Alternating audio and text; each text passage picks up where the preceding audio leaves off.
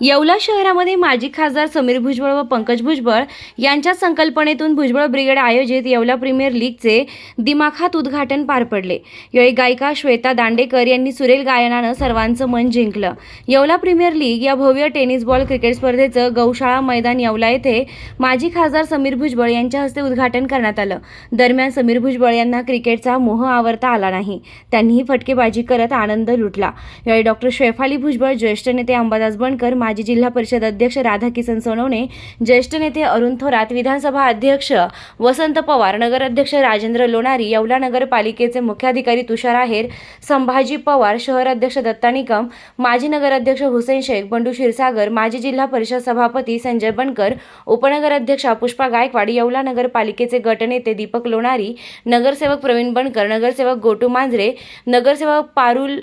गुजराती, नगरसेवक अमजद शेख, जावेद लखपती, ब्रह्मकुमारी नीता दिदी, किसान काका धणगे, सनी पटनी, तानाजी आंधळे, रतन बोरणारे, राजेंद्र भांडगे,